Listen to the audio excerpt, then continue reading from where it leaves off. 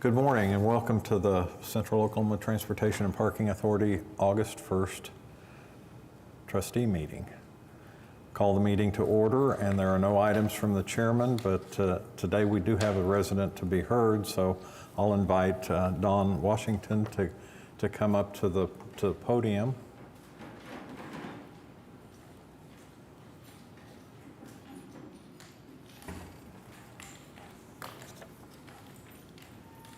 Thank you. Good morning. Good morning. My name is Dawn Washington, and last year my daughter and my granddaughter and I moved here because where I was living, they replaced my left knee 3 times, and I didn't get any relief. So I moved here to see an orthopedic specialist. While I was waiting for my doctor's appointment, I was taking the bus back and forth to my daughter's house. I was staying at a shelter, and she lived in transitional housing, so I would take the bus over there, several times a week just to see her and my granddaughter. One of these days, on March 11th, I went over to my daughter's house, and when I was leaving, I took the number 10 bus to come back downtown. I had my walker that day because my knee was bugging me so badly. So I got on the bus, and when I got to my seat to turn around to sit, while I was in the squatting position, she took off, and it threw me into the seat. And I slammed my hip, which was also replaced, into something metal. I was not able to move right then because the pain was really excruciating. But I pulled the thing to get off the bus because the moving of the bus was making it hurt worse. So I just wanted to get off the bus. But before I got off the bus, I let her know that she hurt me, that she did not let me sit down, quite get all the way in the seat before she took off, and that she hurt me. And I got off the bus still thinking that I could, just walk away, but I was not able to walk away from where she let me off at. So I ended up having to call 911, and while they were on their way, she came back, because I think I was close to the terminal, because she came back around and she stopped the bus and she apologized to me again and told me that she did an injury report for me. And I told her thank you, and she went on. So IMSA came and took me to the emergency room, and they checked my hip, and I had a very large hematoma where I smacked my hip on that metal. And I was in the back and forth from the hospital in the emergency room all that week. And then when I finally got to see the specialist, he ended up having to replace my hip again when I did not need my hip replaced. I didn't come here for that. My hip was not bothering me in that way. And Embark, they called me 5 days after this incident, while I was still walking around crying all day because my hip was hurting, to not ask me how I was doing, but to simply tell me that you were sitting down when the bus took off. We looked at the video. I corrected him, and I told him, I said, no, sir, I was not in the seat. How you look at a video of me sitting down when that's not what happened on the bus? Well, we'll let the lawyers handle it. And he hung up on me, and that was that. So I said, okay. So I got a lawyer, and they requested the video, and Embark sent them a different video. It was not the video of the incident. And this went on for a couple of months until the lawyer was like, well, there's nothing we can do since they won't get, this is the video that they're saying. And the video was date and time stamped, which blew my mind. Date and time stamped. Like it was the time that I got on the bus, which it was not. So I got another attorney. I got another set of attorneys. They requested a video. Embark sent them that same video. Embark refuses to give up the video of me actually getting hurt on that bus. Their position is you were sitting down when the bus took off. And God knows I was not, because I didn't move here to get my hip replaced, and I had to get my hip replaced again because of this incident. So I've been speaking to senators and other state representatives because this, like I said, is blowing my mind that they won't just give up the correct video. And they suggested that I come down here and tell you guys what happened. So there's that. Okay, well, we appreciate you coming, and I'll let staff look into it and hopefully get a resolution for you. And I'm sorry about your accident. Yeah, I appreciate it. You're the first person who's ever said they were sorry or anything. The lack of concern, it really threw me for a loop. And after I had the second lawyer and they did it again, the thought occurred to me, this happened to me, I got here January 1st of last year. This happened to me March 11th, roughly 2 months after I got here. My thoughts immediately went to, how many other people have went through this, got hurt on that bus, and Embark refused to take accountability for it? That scared me, because I was like, that is a scary thought, because they did that to me as soon as I got here. And just the lack of concern is what's really blowing my mind. You take care of the public. We depend on you to get us, let us get on the bus, take us where we're going safely. And for you not to care, and I'm telling you that you hurt me. And the bus driver knew. She knew she hurt me because I was crying so hard, but I did. I want to apologize to her because I stuck my finger in her face before I got off that bus to tell her, you hurt me. And her eyes was big as Bodal. She kept saying she was so sorry, she was so sorry. But I don't understand why they won't give up the correct video. Well, we'll ask the staff to look into it and see if they can assist you. I appreciate it. Okay. Thank you very much. Okay. Moving on to item 4, which is approval of the minutes of the July 11th COPTA board meeting. Is there a motion to approve? It's been moved and seconded. If you'd vote electronically. Motion passes. Moving to the consent docket, there's only one item, so I'll go ahead and read it. This is, item A is to ratify the administrator's actions in accepting grant awards and executing renewal of grant agreements with Area Wide Aging of Oklahoma for senior transportation services at an estimated cost of $30,000 with an estimated revenue of $473,454, retroactive to July 1st, 2025 through June 30th, 2026.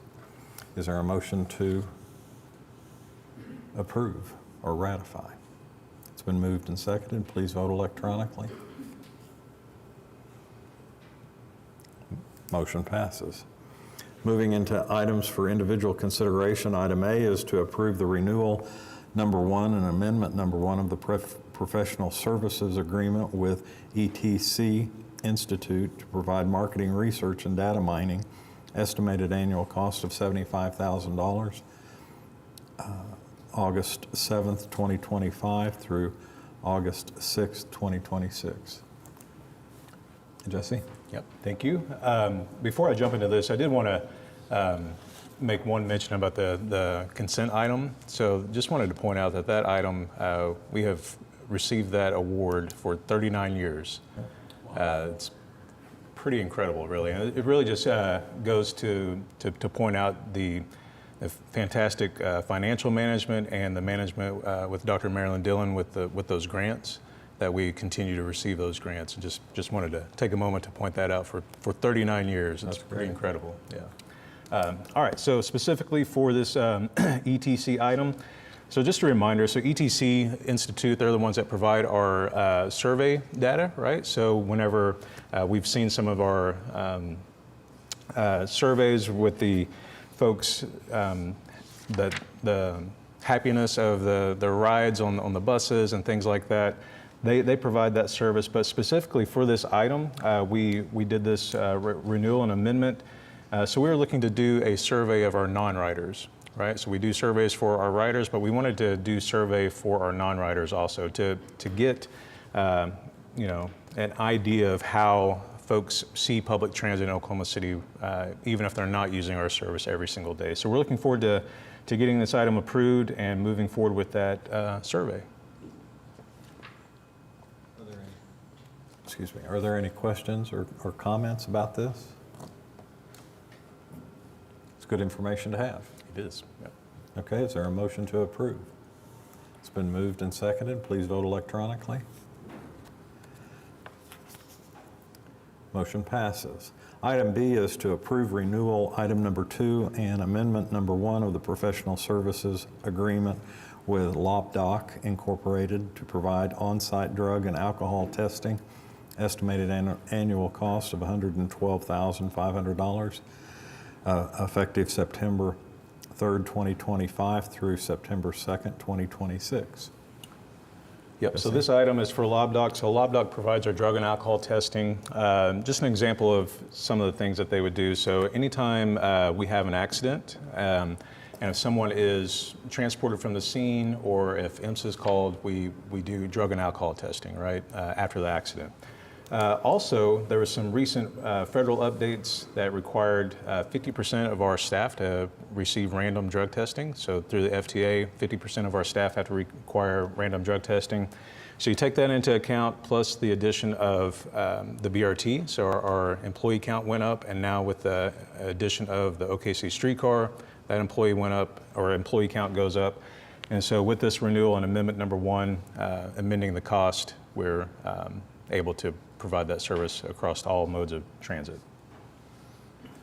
Okay, any questions or comments from the trustees? If not, is there a motion to approve? It's been moved and seconded. Please vote electronically. Motion passes. Item C is to approve amendment number 2 to the lease agreement with the Oklahoma City Public School Foundation for premises located at 321 West Main Street, Suite E, Oklahoma City. Estimated monthly revenue of $2,332.22. So Oklahoma City Public School Foundation has been a longtime partner with us since 2015. They've been in our Arts District garage here at 431 West Main. So they have continued to grow, and with that growth, they have outgrown the space. And so they are actually looking to move to a different location. With that, the location that they're moving to, they are doing some construction remodel. And so what we're doing here is we're amending the lease to allow them to go month to month. They anticipate construction being about 12 months. We all know how construction projects tend to go, so we went ahead and extended that month-to-month lease to 18 months to allow them that extra time. But again, they've been a long-time partner with us, and we wanted to work with them as they continue to grow and move into that new location. Okay, any comments or questions? I just had a question about it has in here the units as the years, and so I guess that they've already been in the building for a while. So these are monthly rates based on the period of years that they've been in that building. That's right. Okay. Yeah. So what we did was we took a look at their lease and their escalator, found out where they are currently in that long-term contract, and then we just basically broke that up into month-to-month cost. Yeah. Okay. Thank you. Okay, item C has been moved and seconded to approve. Please vote electronically. Motion passes. Item D is to approve a Public Art Commission agreement with A.J. Davis, DBA Project Street Gold LLC, for removal, design, and painting of a new mural at the Sheridan Walker parking garage at an estimated cost of $116,000. Corey? Hi there. Can we skip over to the presentation? Thank you. Good morning, everyone. In 2018, in order to put a different view of the garage, or to enhance the view of the garage, this committee installed Fly On, Fly On by Kodak Smith. The cost of that mural was $21,000 and $21,500 back then. In 2023, we started to notice deterioration. These are recent pictures of the deterioration. If you look at the upper portion of the bird's head, you can see the paint deteriorating, a close-up. There's been a lot of perspective as to why the paint started to deteriorate from.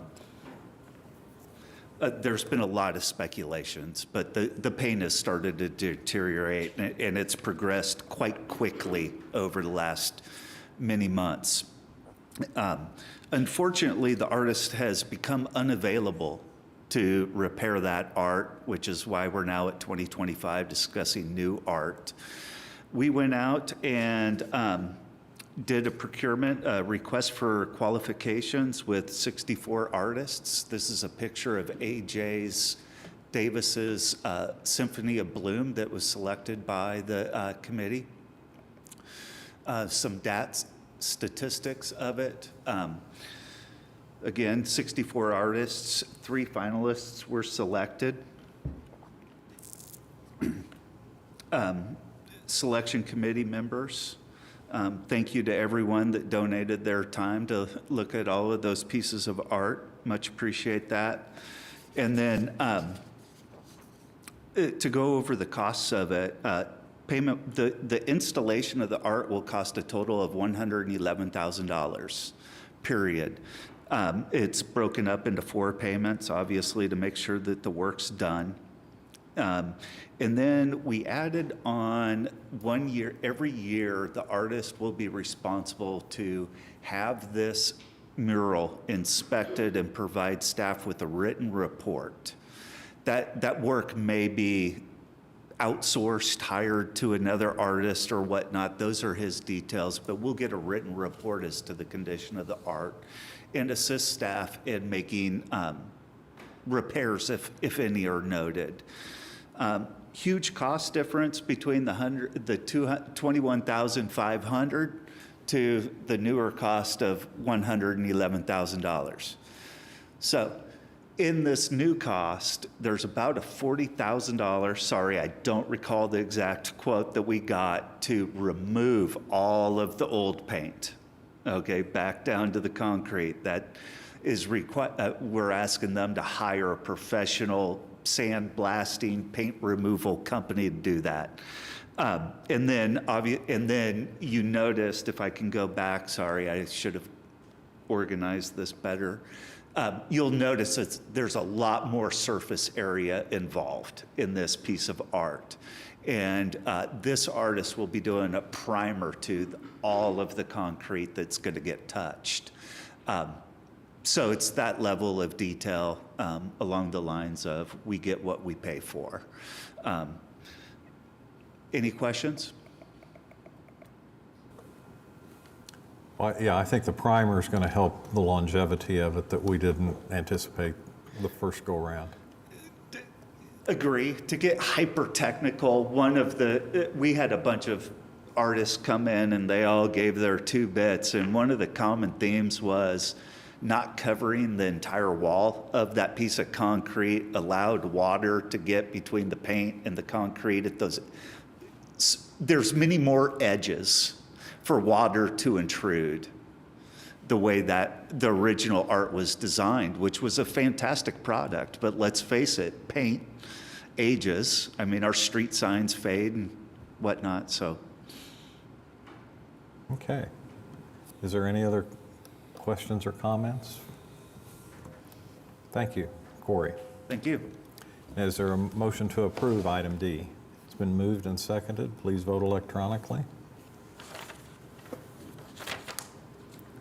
Motion passes. Item E is to adopt a resolution authorizing the administrator or designee to provide all financial information necessary to sign all documents necessary to obtain quotes for parts from Knorr Brake Company, LLC. Jesse. Yeah, so this item, if you remember back in June 1st, actually, of this year, we took on the operation of the OKC streetcar. So with that there's a lot of migration of contracts that we had under Herzog Transit that was providing the service over to Embark or Copta. One of those contracts is with Knorr, and so Knorr is essentially the only provider for our braking systems for the OKC streetcar in the United States, almost globally. They are one of the only providers when it comes to rail equipment for the braking systems. So part of their process is that before you can enter into a contract with them, whether you are a brand new business, a long-term business, or a municipality, they call it a credit app, right? It's not actually a credit app, so we're not applying for credit, but we have to provide financial resources and business resources. And so our trust indenture requires that for us to be able to do that, we have to get approval from the board. And so that is what we're here to do today, is get approval from the board to be able to provide that information to Kenora so that we can work with them to negotiate a contract that we'll be bringing back to the board for approval. Any comments or questions? We do want our streetcars to stop. We do So indeed. good brakes are important. If not, then is there a motion to adopt? It's been moved and seconded. Please vote electronically.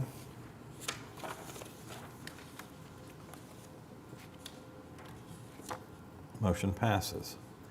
Item 7 is ratification of claims and payrolls for the period ending June 18th through July 22nd, 2025. Is there any questions or comments? If not, is there a motion to ratify? It's been moved and seconded. Please vote electronically. Motion passes. Item 8 is to receive our financial reports and our schedule of revenue and expenses, budget to actual for the month ending June 30th, 2025. And Christina Hankins is going to make the presentation for us today. Good morning. So as I take this presentation over from Suzanne, I'm going to keep with her original format of the PowerPoint summary. So as always, the full financial report is available in your electronic packet, should you choose to look at that instead. The report is actually in really good shape, but I do want to remind you all that the books for fiscal year 25 have not closed yet. So as such, the fund balances listed in the report might shift slightly, nothing significant, but it's just worth noting before I jump in. So we're going to start off with our transportation operation on page 2 of the report. So our revenues exceed our expenditures by almost $2 million. Our year-to-date revenues are $4.7 million, which is below budget by $956,000 or 2%. And our year-to-date expenditures are $45.7 million, which are under budget by $2.9 million or 6%. So moving on to our revenue in the transportation fund. First, I want to talk about fare collections, which are the top 2 lines here highlighted in the presentation. Combined, the budget for fare collections is just over $2 million for the year. We collected a little over $1.9 million, which is a 4% variance. However, it is a 3% increase over last year's collections. Then moving down to area-wide aging agency, we were under budget, $173,000. So we anticipated collecting $169,000 from the FTA for our 5310 program. However, that didn't happen in 2025, but we do anticipate collecting that this fiscal year in 2026. This is a new program for Embark, and we've been working closely with the FTA to ensure that we're setting this program up successfully. The application process took a little bit longer than anticipated. We finally have completed those, and next week we are working with the FTA to enter everything into their TRAMS program, which is our Federal Grants Management Program. Then moving on down to other agencies' participation, we under-collected by $112,000. In this line, this is where our Route 19 is funded. So as you all probably recall, we usually receive funding from Oklahoma County in the amount of $125,000, which we did not receive this year. So had we received that, we actually would have ended the budget $13,000 over. So overall in the transportation fund, we are ending the year around a 98% revenue collections. And then our expenditures in the transportation fund are either right on target or below, and we are currently 6% below budget for all expenses. Then moving on to parking operations, which is on page 4 of the report. Our revenues exceed our expenditures by $1 million. Our year-to-date revenues is $6.8 million, which exceeds budget by $449,000. Our year-to-date expenditures are $5.7 million, which are under budget by $609,000, or 9%. So in the revenues, there's a couple things I want to point out. So for event parking, the report shows we are $90,000 or 3% over budget for the year, which is a decrease of $181,000 from prior fiscal year. However, what the report doesn't note, and that I want to point out, is we are still expecting another $265,000 from the Thunder for parking for season ticket holders and the parade. So if you take that into account, we would have ended the year at $3.5 million or $355,000 over budget, which is an $83,000 increase over FY24. And then in leases, we are over $42,000. That's just really contributed to conservative budgeting. Also, when we set up the budget for this, we did not have our lease in place with Bradford Law, which came in later, so that's why we're over collecting here. So overall, our parking revenue at the time of this report was ahead 7% of the budget. And then moving on to expenses. So under expenses, we are $379,000 over budget in parking garage operations. So that includes the unrecorded expenses noted in the footnotes of your report. This overrun can be contributed to all the special events and PCI's time working those. And so that extra money that I spoke about in event parking in the previous slide will actually cover these expenses. Then if you look at our other services and fees line, we are $507,000 below budget. That includes the pending reimbursement mentioned in the footnotes. So if you recall, we have a lease agreement with Rico, and that's for the 2 surface lots just west of the Paycom, and that's for the Thunder Premier ticket holder parking. The city has an obligation to the Professional Basketball League to provide those services. So in turn, we have an agreement with the city to reimburse us for the invoices that we pay Rico. And so we've already collected $250,000 for the regular season, which is reflected here in the packet, but there's still $79,000 pending coming from the city. So once that's taken into account, that variance will change from a 71.8% to 66.6%.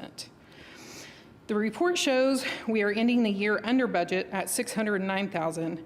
However, once the expenses that I mentioned in the footnote are taken into account, it's more like $379,000 or 6% under budget. Then moving on to river cruises on page 5. Our revenues exceed our expenditures by $80,000. Our year-to-date revenues are $984,000, which meets budget, and our year-to-date expenditures are $904,000, which are under budget by $80,000. Then moving on to streetcar operations on page 7. Our revenues exceed our expenditures by $321,000. Our year-to-date revenues are $7.4 million, which meets budget, and our year-to-date expenditures are $7.1 million, which are under budget $319,000 or 4%. So under fares, you'll see that we met revenue, we're at 100%. However, I wanted to point out a couple of things just because they kind of jump out at me when I look at it. So you'll notice that under streetcar fares, it shows we are behind revenue collection by about $39,000. You might question, why is that if ridership is up? Well, if you notice, on the other revenue line, we exceeded budget by $40,000. So in FY25, we created a new revenue account for business development. And in that line, we started recording our CVB revenue that we receive. Historically, we always recorded that under fares, which is where it was budgeted here. But in FY25, when we created that account, like I said, we started recording it here. So if you take that in consideration, those two just wash each other out. So we did end up on 100%. And then moving on to expenditures. Our expenses for streetcar ended up a little under budget in each of these lines, and we are ending the year around 4% under budget. So that completes my presentation, but I'll be happy to take any questions you may have. Any questions or comments? Good report. Thank you very much. Is there a motion to receive our financial report? It's been moved and seconded. Please vote electronically.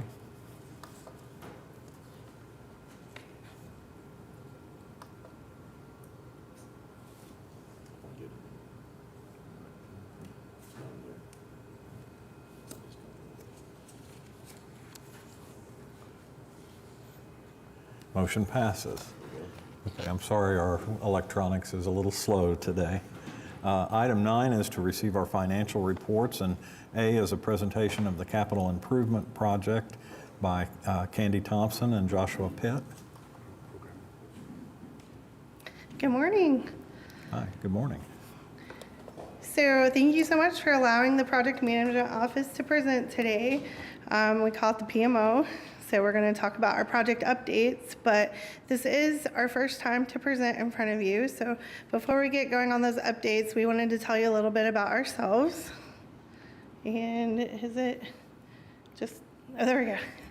So I'm Candy Thompson, and I'm born and raised Okie. I grew up in Yukon, Oklahoma.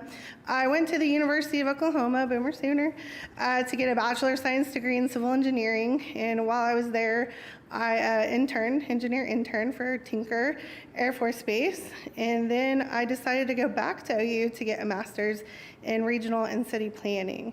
And so while I was getting my master's, I actually interned with COPPA. And that was a long time ago, but I really enjoyed my time and all the work I was doing. But the Oklahoma Department of Environmental Quality offered me a full-time engineering position. So I loved the internship and took that, and I stayed there for over 21 years. And I was in the water quality division. I was a public water supply district engineer, a drinking water state revolving fund project engineer. I managed the water quality division capacity development section, and also I was an engineering manager for our drinking water state revolving fund section. So did a lot of roles, and then I decided to come back to Embark. But during my time at DEQ, I did take and pass the professional engineer's exam. So I am a licensed PE, excuse me, which I've been for the last 15 years. But as I said, I'm back at Embark. I am the projects planner. Very excited to be here. Very excited about the work we've accomplished in the short time I've been here. I started on March 31st, and really excited to see where we go and all of our accomplishments and achievements. So just a few things about me. You see the dog and cat on here. My husband and I are avid animal lovers. We rescue animals, and we live in the country, so they kind of find us a lot of times. But we only have 3 dogs and 6 cats right now, which is nothing, so easy to manage, but we've helped countless animals and really enjoyed doing that. I also, you see the tennis racket. I love tennis. The U.S. Open's coming up, so be watching that.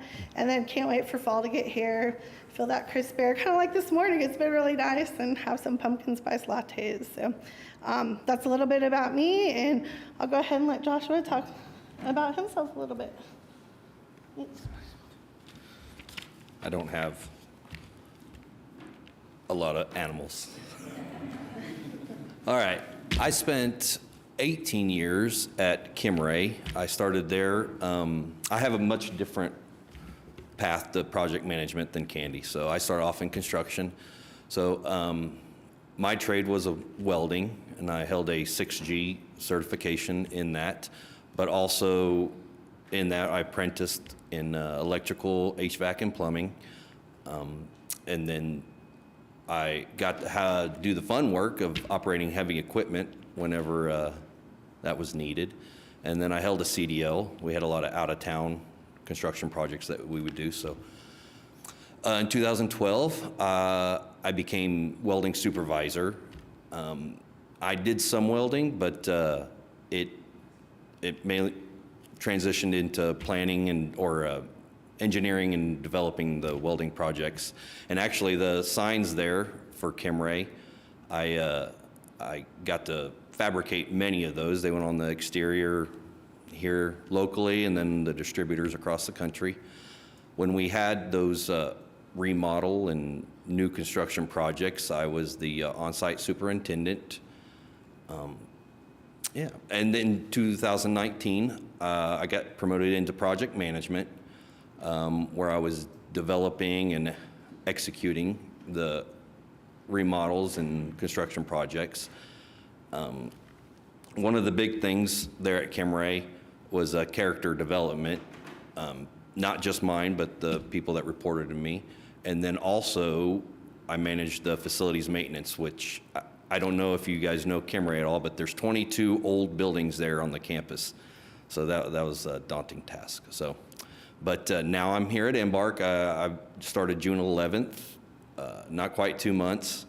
So, but I'm excited to bring my skill and knowledge here and then to continue to grow and learn. So, turn back over to Candy for some of our projects. Thank you.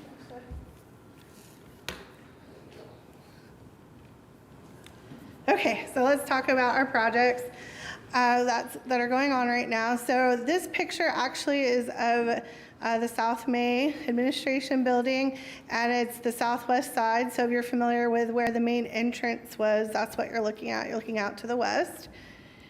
And so in addition to the South Mee remodel project, we're also working on the Transit Center employee restroom remodel, which Josh was going to talk about in just a little bit. We've just kind of started getting involved with the installation of bike racks as well as bus stop shelters, and then we're developing templates, SOPs, and forms to streamline the process and the projects. So let's talk a little more about South May. If you pan 180 degrees from the west to the east, this is what you're looking at out the east side of the building and what that looks like right now during construction. And so we are doing this project in phases. There's a phase 1 and a phase 2 of the project. Phase 1 is the south side. So everyone moved shortly after I started at the end of March. We moved all those employees from the south side over to the north side. So the remodel is happening on that south side phase 1. And then when that is completed, then we'll move everyone over to back from the north to the south, so phase 2 can get going. So the scope of this project not only includes improvements to the HVAC, plumbing, sewer, electrical. As the last picture showed, it's going to remodel the entire interior of that building. So there'll be 16 private offices, 49 cubicles, acoustic baffling to help dampen the noise. There's also going to be a large conference room that holds up to 42 people, which will be very nice and handy to have. 3 conference rooms of different sizes, 3 sleep pods with one of those being able to be a nursing room. And then there'll be additional lockers and a nice expanded operator lounge and break room, because right now with only having half the building, that's a challenge, the space that we have for the operators especially to have a break area. Okay, let's look at some more pictures of what's going on. So this is showing the plumbing for the restrooms. So the main restrooms will be in that same area that they were previously. It'll just be a different layout. So they've started on that. And this is the sewer line trench. So this picture shows where they've cut the concrete, and they'll be digging in to get down to the sewer line and remove that and replace that. It's my understanding the sewer line has been an issue, and so this was an opportunity to go in and look at that closer, and it was an issue, and then go ahead and get that replaced instead of waiting for the remodel to be complete and a few years later when everyone's moved in have to go tear it up. So it was a cast iron line that's being replaced with PVC. And this picture shows the incoming electrical line. So at the initiation of the project, there was logical assumptions of where the electrical line would be coming into the building. But unfortunately, the line wasn't anywhere anyone thought it would be. So there was change order number 1, which thank you, the COPTA board approved, for investigation to locate that electrical line. Well, it turns out it was under that sidewalk there, 4 feet down. So it wasn't where anyone thought it was going to be, but we were able to locate that. And then just to give you an idea of the timeline, you see back in March of 2024, the COPTA board approved Beck Design to get going on the project. And then in October, the COPTA board approved the preliminary design for the project. And then January of this year, the COPTA board approved the design documents and gave the go-ahead to go out for bid. And then we went to bid in February, had 7 bidders, with Cade being the lowest bidder. So in April, the COPTA board approved the contract being awarded to Cade. The project commenced May 12th of this year, and phase 1 is scheduled to be complete January 19th of 2026. So between January 19th and February 24th, that's going to be the time where the employees have to move from the north back to the south. And then on February 24th of 2026, phase 2 of the project is slated to begin. The end date of the project is almost exactly a year from today, a couple of days, August 3rd of 2026.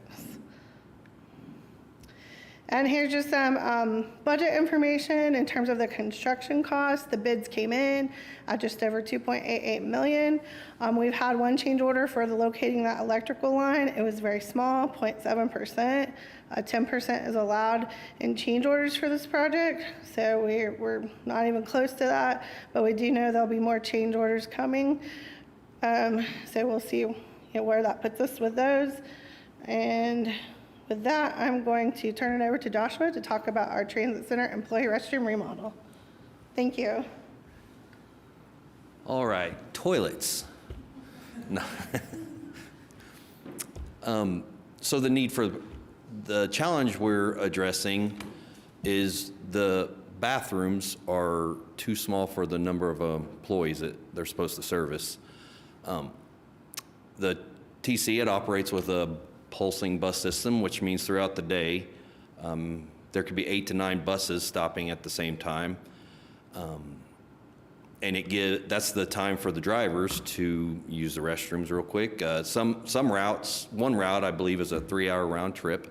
So the guy needs to use the restroom. But the limited number of stalls leads to waiting in line, which results in delayed route starts. So that's what we're trying to fix. The way we're going to do that, we're going to expand the employee restrooms. We're going to double stalls, double urinals, double sinks. By doing that, we'll have to move the employee entrance. The existing one won't be accessible anymore. And then we'll take advantage of the construction and the plumbing work to add a sink and faucet to the break area. So this is kind of a picture of, there's just the 2 stalls in the women's restroom. One of them's a handicap. There's one sink, outdated color palette. Men's room, it's the same. 1 stall, 1 urinal, 1 sink. And so here's the current floor plan. The red there is the women's. The blue is the men's. And you can see where the current employee entrance is. That will be going away. This will be the floor plan after the remodel. So you can see we've got 4 stalls in the women's restroom, 2 sinks, 2 stalls in the men's room with 2 urinals and 2 sinks. And then we've moved the employee entrance to the north side of the building and adding an indoor vestibule to help with climate control, with employees constantly, passing through that. And here, on the picture on the left, you can see on the inside where that new entrance will be. And there on the right, the exterior of the building where the new entrance will be. And you can see over there, that will be blocking up the old entrance. And then here in the break area, we're going to be removing the upper and lower section of the cabinets there to make room for the refrigerator. We'll be adding the sink there, and then we'll be putting in, replacing the countertop with solid surface countertop, make it nice. And so we kind of began in March 2025 with design. In October, we're hoping to come to COTPA for approval, open for bid, hopefully start construction by January. The inside of the TC will be closed to the public during construction and completing the project in July of 2026. Estimated project cost of $503,000.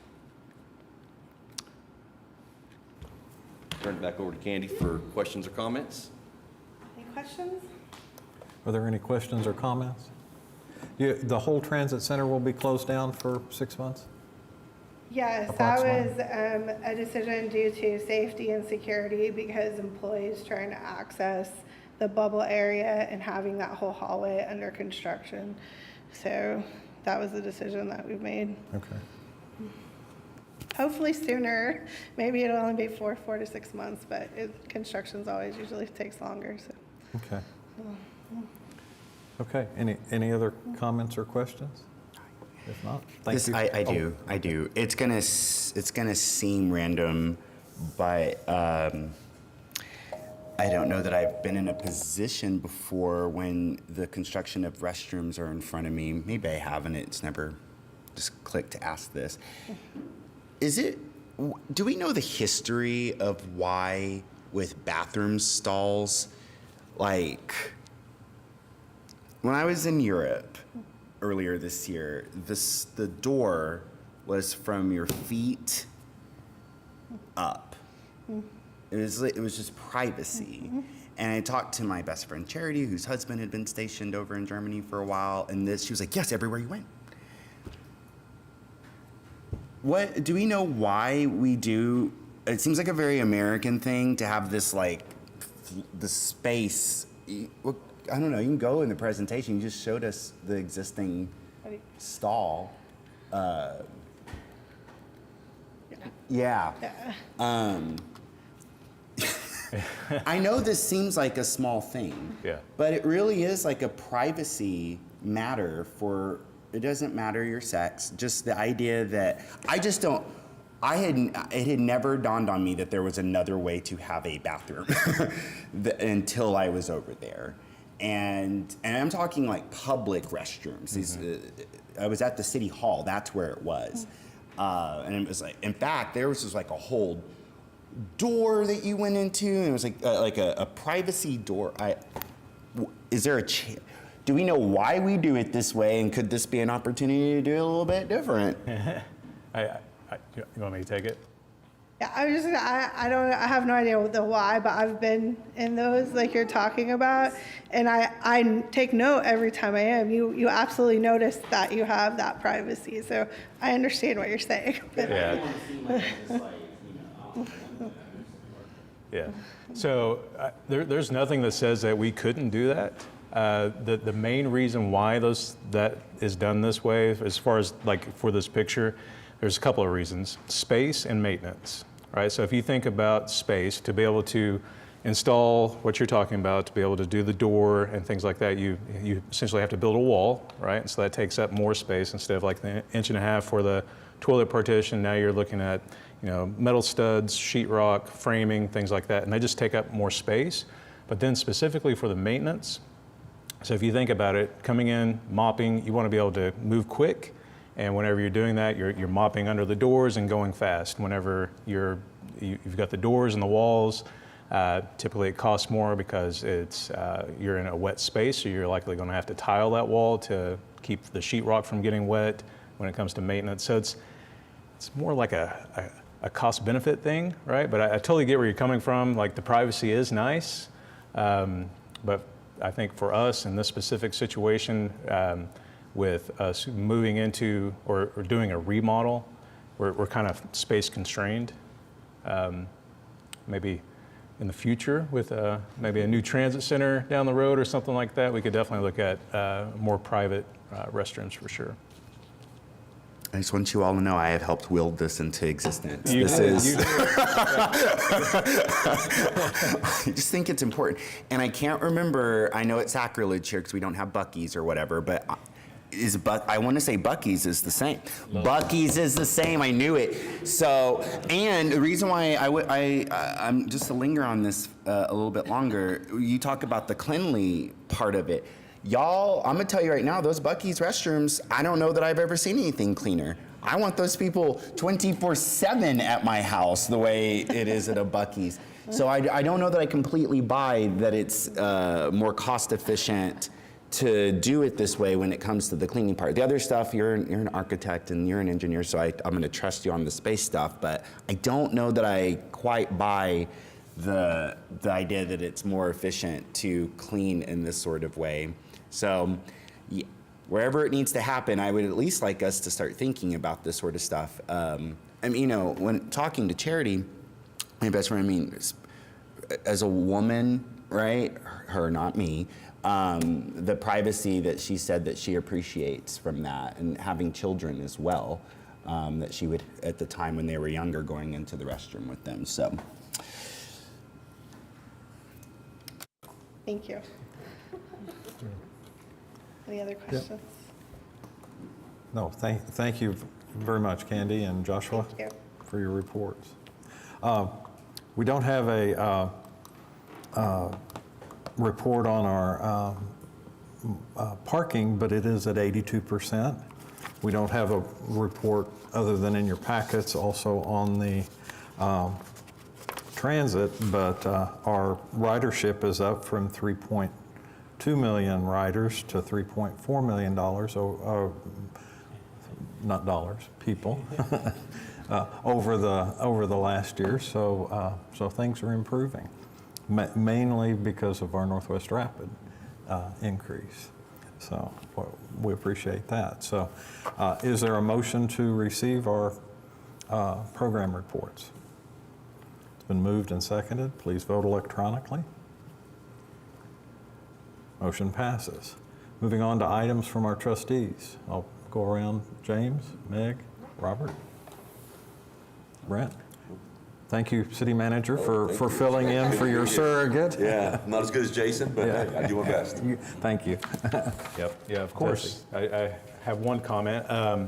So you'd mentioned the ridership increase. I'd like to also point out that we're also seeing our on-time performance improve with our fixed route and rapid, specifically with our fixed route. We've always kind of struggled meeting that industry standard of 70% on-time performance, whether that be running, a minute early or 5 to 6 minutes late. But we've seen a lot of improvement over the last 3 years, and we're reaching that industry standard of 70%. And a lot of that hinges on some of the small things that we've been doing. You remember back when we launched the Rapid Northwest, we were also working on our comprehensive operational analysis, looking at our entire system, making improvements. But also what we've been doing is we're looking at our system as a whole, and we're looking at areas where, maybe if we turned here instead of there, we can make just a little bit of improvement. And so with that, we've been able to improve our on-time performance. And again, we're not perfect, but we're getting to that industry standard of 70% on-time performance. So really, really appreciative of staff looking at that, specifically our planning and operations team, really deep diving. And we've actually set up a committee recently. It's called a CERT committee, a Service Efficiency Review Committee. And we actually bring in frontline staff or operators, and they bring suggestions with the routes that they're driving. We go out and we take a look at it. Our safety team goes out and looks at these suggestions, see if they meet our safety requirements, and then we go through the process of implementing those changes. And so we've seen a lot of improvement. So really appreciate staff looking at that. Okay, thank you. With that, we are adjourned. Have a safe weekend, and thank you for coming.